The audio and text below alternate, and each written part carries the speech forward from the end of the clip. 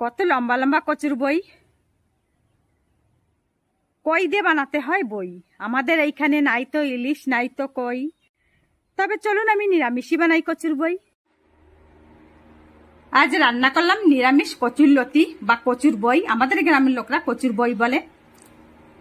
আমি রান্না করব কচুর বই দিয়ে বা কচুর লতি দিয়ে কাঁঠালের বিচি। একটা বটির সাহায্যে কাঁঠালের বিচিগুলো 2 ভাগ করে কেটে নিলাম আর খোসা ছাড়িয়ে নিলাম।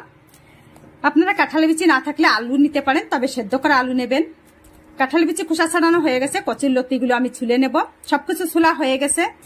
কুকারে কাঁঠালের বিচি সেদ্ধ বসেছিলাম, কুকারে সিটি বেজে গেছে, কাঁঠালের বিচি সেদ্ধ হয়ে গেছে। লতিগুলো ধুয়ে নেবো, তার জন্য দিয়ে দিলাম জল। একবার জল দিয়ে জল ফেলে দিলাম, আরেকবার জল দিয়ে ধুয়ে আরেকটা পাত্রে উঠায় নিলাম। কচুর লতিগুলো ধোয়া হয়ে গেছে। কাঁঠালের বিচি একটা পাত্রে ঢেলে নিলাম আর ঠান্ডা জল দিয়ে দিলাম।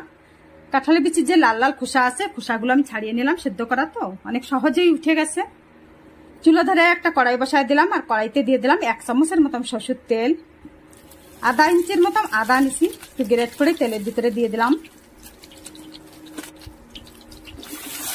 আর ওই তেলের ভিতরে দিয়ে দিলাম সেদ্ধ করে রাখা কাঁঠালের বিচি। একটু নাড়ে চেড়ে ভালো করে একটু ভেজে নেব। এইভাবে ভাজলে খেতে ভালো লাগবে। আর দিয়ে দিলাম পরিমাণ মতো লবণ। যতটুকু লবণ দেবো ততটুকু লবণ দিছি। লবণ দিয়ে নাড়ে চাড়ে দিয়ে দিচ্ছি হলুদ গুঁড়া। কালারটা সুন্দর আসবে কাঁঠালের বিচি।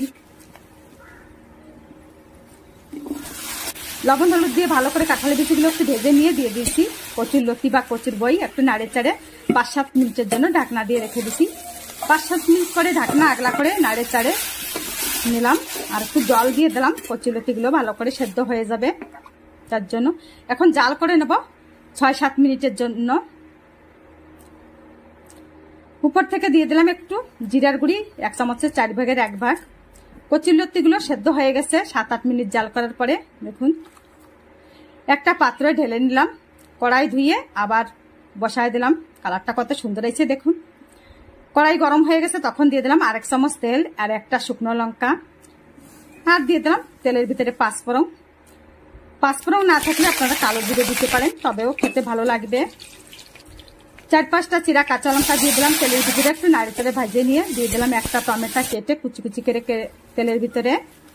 টমেটোটাও ভাজা হয়ে গেছে, তখন দিয়ে দিলাম ওই জাল করা তরকারি দিয়ে একটু নাড়ে চাড়ে মিশিয়ে নেবো। আরো 2-3 মিনিট জাল করে নেবো। এখানে একটু লবণ কম ছিল, তাই সামান্য একটু লবণ দিয়ে দিলাম। লবণ দিয়ে নাড়ে চাড়ে নামিয়ে নিলাম। আর দেখুন কালারটা তো অনেক সুন্দর হয়েছে আর খেতেও ভীষণ টেস্টি হয়েছে। আপনারা এইভাবে একবার রান্না